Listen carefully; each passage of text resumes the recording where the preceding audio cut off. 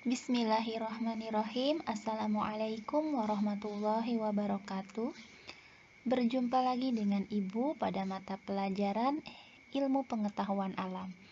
Untuk hari ini, kita akan membahas tentang sistem pernapasan pada manusia.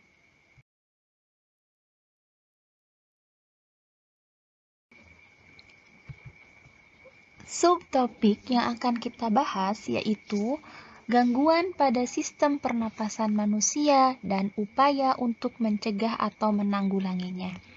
Adapun kompetensi dasarnya yang pertama yaitu 3.9.7 mengidentifikasi berbagai gangguan pada sistem pernapasan manusia, dan yang kedua 3.9.8 mendiagnosis upaya menjaga kesehatan sistem pernapasan. Tujuan pembelajaran. Yang pertama, siswa dapat mendata gangguan pada sistem pernapasan manusia dengan benar melalui studi literatur. Yang kedua, siswa dapat menjabarkan gangguan pada sistem pernapasan manusia dengan benar melalui studi literatur. Yang ketiga, siswa dapat mengidentifikasi faktor-faktor penyebab gangguan pada sistem pernapasan manusia dengan benar. Dan yang terakhir, siswa dapat menganalisis upaya menjaga kesehatan sistem pernapasan manusia melalui kegiatan kelompok.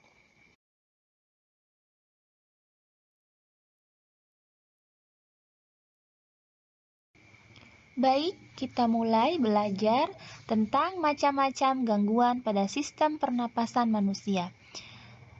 Gangguan-gangguan yang terjadi pada sistem pernapasan manusia diantaranya yaitu influenza, tonsilitis, faringitis, asma, pneumonia, tuberkulosis atau TBC, kanker paru-paru, dan COVID-19.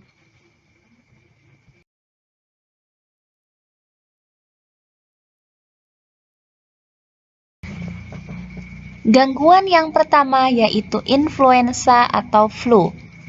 Merupakan penyakit yang disebabkan oleh infeksi influenza virus.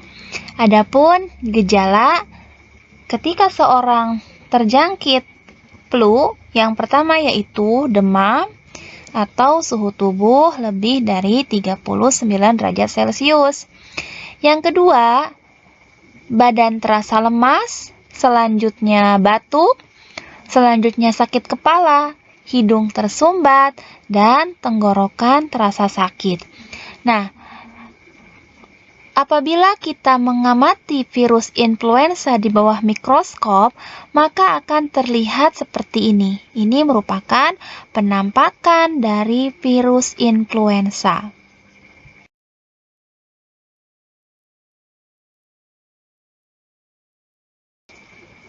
Gangguan yang kedua yaitu tonsilitis. Tonsilitis disebut juga sebagai radang amandel yang disebabkan oleh beberapa penyebab. Penyebab yang sering terjadi adalah karena infeksi virus. Nah, selain infeksi virus, radang amandel ini dapat disebabkan oleh infeksi bakteri. Bagaimana gejalanya? Penyakit ini ditandai dengan sakit tenggorokan, suara serak, demam, bau mulut, batuk, sakit kepala, sakit pada bagian leher atau telinga. Sedangkan bagaimana cara penanganannya? Apabila penyakit ini belum terlalu parah, bisa diberikan obat-obat tertentu dan cukup dengan perawatan di rumah. Namun, apabila penyakit ini sudah parah, maka harus dilakukan operasi. Nah, di sini ada gambar di mana ada perbandingan antara tonsil yang normal dengan seorang yang menderita penyakit tonsilitis. Di sini ada jelas perbedaannya. Untuk yang normal, tonsilnya tidak membengkak, sedangkan bagi yang menderita tonsilitis, di sini bagian tonsil atau kelenjar amandelnya yaitu membengkak.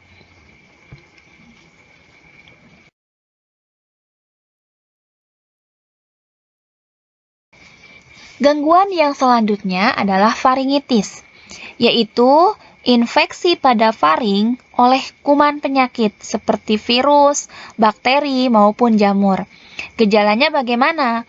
Gejala yang sering timbul diantaranya itu sakit atau gatal pada tenggorokan, sulit menelan, demam, sakit kepala, pegal linu, mual muntah, pembengkakan leher depan, batuk, dan suara farau. Ini merupakan gambar di mana seorang terjangkit penyakit faringitis. Nah, biasanya penyakit faringitis ini disertai dengan penyakit tonsilitis. Nah, ini bagian tonsilnya sudah terinfeksi oleh jamur ataupun bakteri sehingga terdapat bercak-bercak putih dan mengalami pembengkakan. Selanjutnya yaitu asma. Apa itu asma? Asma adalah peradangan kronik saluran napas yang menyebabkan penyempitan dan hiperreaktivitas saluran napas. Asma ini dapat mengenai semua umur, lebih sering pada usia anak dan dewasa muda. Apakah asma bisa sembuh?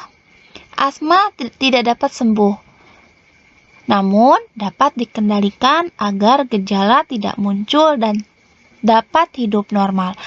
Ini merupakan gambar saluran pernapasan, di mana untuk gambar yang di atas adalah saluran pernapasan yang normal, sedangkan yang di bawah merupakan saluran pernapasan yang sudah terjangkit oleh asma.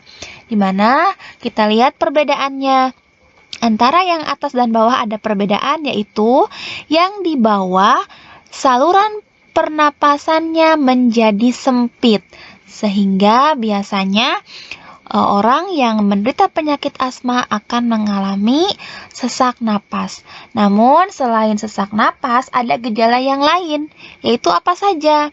Yang pertama misalnya batuk berdahak, selanjutnya napas berbunyi atau mengi, selanjutnya ada riwayat alergi, ada riwayat asma dalam keluarga. Itu gejala asma. Lalu apa sih faktor pemicunya?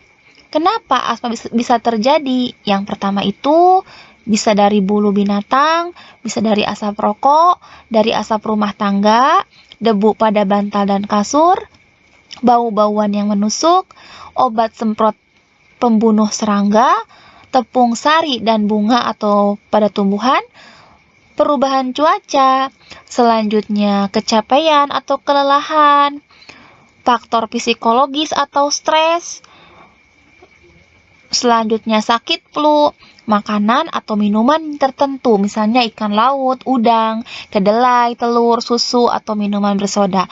Dan yang terakhir bisa juga disebabkan oleh obat-obat tertentu, misalnya aspirin, antibiotik, steroid. Itu tentang penyakit asma.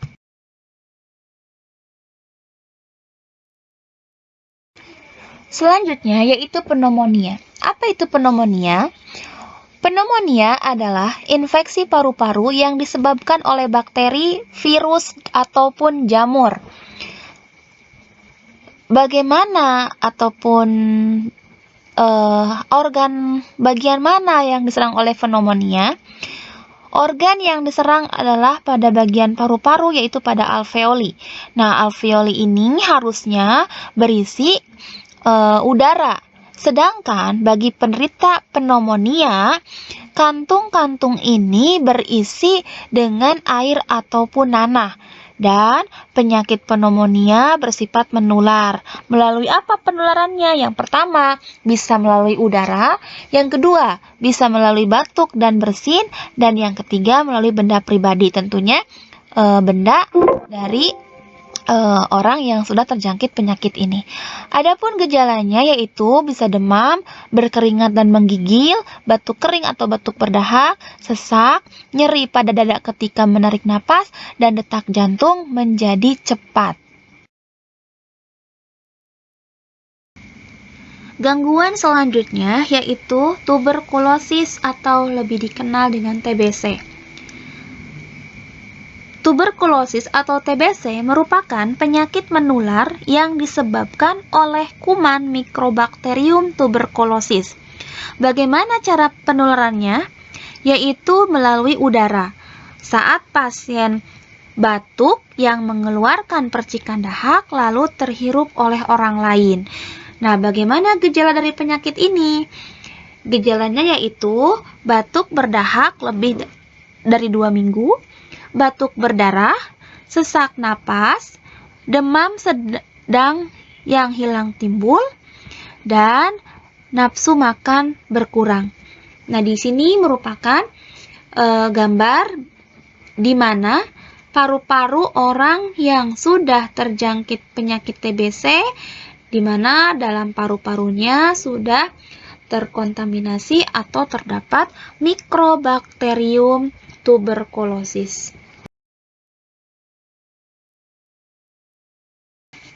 Baik, yang selanjutnya yaitu kanker paru-paru. Terjadi karena pertumbuhan sel-sel yang tidak terkendali pada jaringan dalam paru-paru. Nah, kenapa bisa terjadi? Yang pertama, yaitu disebabkan oleh kebiasaan merokok. Nah, kebiasaan merokok ini merupakan penyebab utama dari penyakit kanker paru-paru.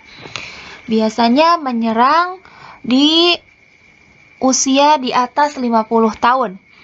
Yang selanjutnya ada faktor genetik, di mana riwayat kanker paru dalam keluarga. Selanjutnya faktor karsinogen, bisa diantaranya dari zat kimia, radiasi, virus, hormon, dan iritasi kronis. Dan yang terakhir dari faktor perilaku atau gaya hidup, diantaranya yaitu kebiasaan merokok dan terpapar asap rokok. Bagaimana gejala dari kanker paru-paru? Pada tahap awal, kanker paru-paru tidak menyebabkan gejala apapun. Gejala hanya akan muncul ketika perkembangan kanker telah mencapai suatu tahap tertentu. Nah, berikut gejala awal yang akan timbul. Yang pertama, batuk berkelanjutan dan bertambah parah hingga akhirnya mengalami batuk darah. Selanjutnya, mengalami kelelahan tanpa alasan, mengalami sesak napas dan rasa nyeri di dada, pembengkakan muka atau leher, sakit kepala, sakit pada tulang, sakit pada bahu, lengan atau tangan, berat tubuh menurun drastis, kehilangan nafsu makan, suara menjadi serak, kesulitan menelan atau sakit saat menelan sesuatu, dan perubahan pada bentuk jari, yaitu ujung jari menjadi lebih cembung. Itu di antara gejala dari penyakit kanker paru-paru. Nah, di sini ada gambar perbandingan antara paru-paru yang sehat dengan paru-paru yang sudah terkena kanker. Di mana untuk paru-paru sebelah kanan, paru-parunya masih sehat, sedangkan paru-paru sebelah kiri, paru-parunya sudah dipenuhi oleh sel-sel kanker. Perbedaannya sangat jelas sekali antara paru-paru yang masih sehat dengan paru-paru yang sudah terjangkit oleh penyakit kanker.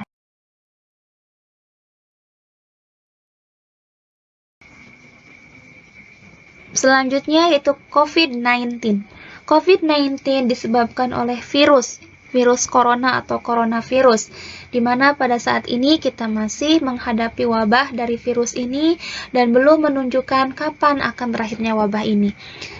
Bagi seseorang yang terjangkit oleh virus ini akan menunjukkan gejala di antaranya yaitu demam, batuk, sesak napas, kelelahan, tubuh terasa sakit, sakit kepala, kehilangan indera penciuman dan perasa, sakit tenggorokan, atau bahkan ada yang mual atau sampai diare, atau seperti gejala pilek, yaitu hidung tersumbat.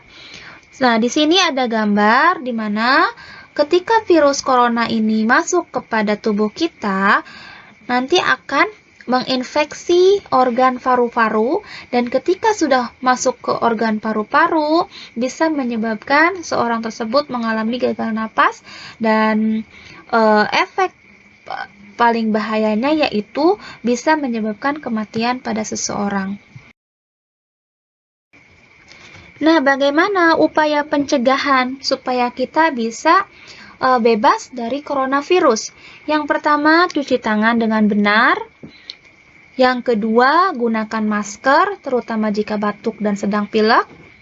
Yang ketiga, jika batuk, pilek, dan sesak napas, segera ke rumah sakit atau ke pelayanan masyarakat. Selanjutnya, perbanyak mengkonsumsi sayur dan buah. Jangan mengkonsumsi hewan yang berpotensi menularkan virus corona. Dan yang terakhir, rajin olahraga dan istirahat yang cukup.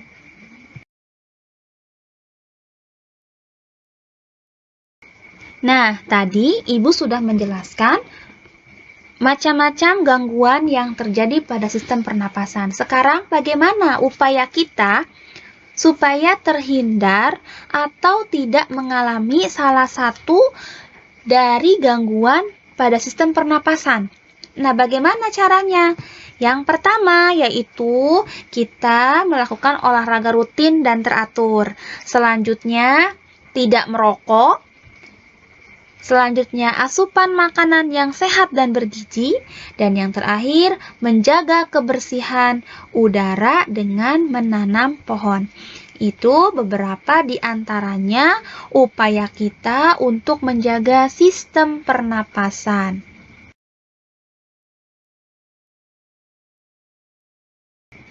Demikian penjelasan dari Ibu tentang macam-macam gangguan yang dapat terjadi pada sistem pernapasan manusia.